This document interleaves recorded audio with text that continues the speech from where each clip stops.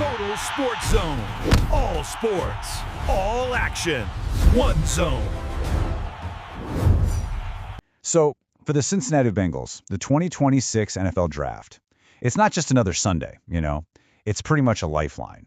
After falling from being a Super Bowl contender, this is their shot at a hard reset. So let's break down a 3-round mock draft that's really designed to rebuild this team from the trenches out. And that's really the big question, right? It's what's keeping Bengals fans up at night. Just a few years ago, Joe Burrow made them a perennial threat. But now, well, they're at a serious crossroads. This isn't about just plugging one little hole. It's about reinforcing a foundation that's starting to show some pretty major cracks. Okay, so before we can even talk about the solutions, we've got to diagnose the problem. The 2025 season wasn't just a bad year. It was a huge red flag, one that exposed some really deep issues within the team. And that reality, well, it's pretty grim. 5-10. That number marks their first losing season since all the way back in 2020. And it's a third straight year with no playoff football. For a team this talented, that's just a tough pill to swallow. So you're probably asking, how did it all go so wrong? Well, a big piece of the puzzle was a nasty turf toe injury to Joe Burrow, which took him out for a huge chunk of the season. And without their leader, that offense just sputtered. But the problems didn't stop there. The defense was ranked way down near the bottom of the league and just couldn't hold on to leads. It happened again and again. Okay, the problems are pretty clear. So what's the plan? What's the blueprint here? The Bengals' draft priorities for 2026 aren't just important, they're absolutely critical if they want to get this team back on the right track. Yeah, this whole mock draft is really built on 3 core pillars. First, they've got to get tougher and deeper on the defensive front. Period. Second, with Trey Hendrickson likely gone, they have to find a new pass rush. And third, you have to keep building up that infrastructure around your franchise quarterback. It's just non-negotiable. All right, we've laid out the needs, so let's get to the fun part, the picks themselves.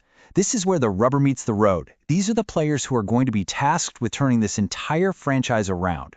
So with the 9th pick overall, the Bengals grab defensive lineman Peter Woods from Clemson. And this feels like a classic Bengals first rounder. He's powerful, he's versatile, and he has a ton of untapped potential. And this right here, this shows you the bet the Bengals are making. What Woods brings on day one is just elite run defense. The guy just erases running lanes.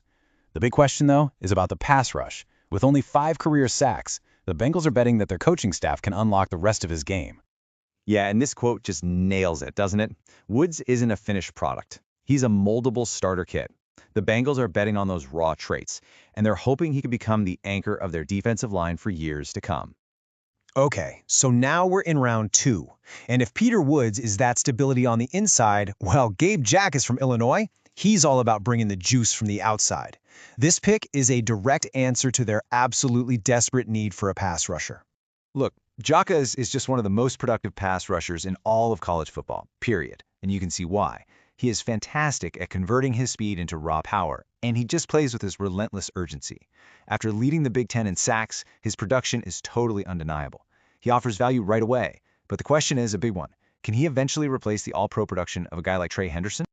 Now moving on to the 3rd round, this one's a little quieter, maybe not as flashy, but it's a really smart pick, tight end Max Klare from Ohio State.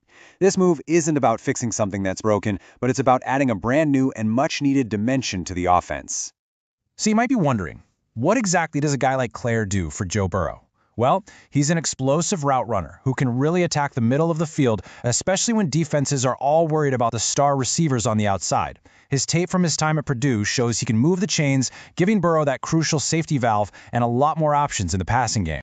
And really, he's the perfect example of what you're looking for on day 2 of the draft, a high-value developmental piece. He might not be a star right out of the gate, but he has all the tools to seriously outplay his draft slot and become a key weapon for this offense down the line. So let's zoom out. After these first 3 rounds, what's the big picture? What's the philosophy here? It's really not about making headlines. It's about a quiet, but absolutely necessary, reset for the whole franchise.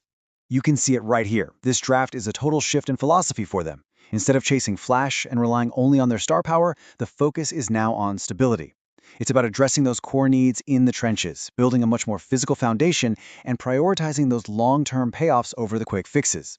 And that brings us right back to where we started, to that big central question. This disciplined, physical, and forward-looking draft is designed to stop the bleeding.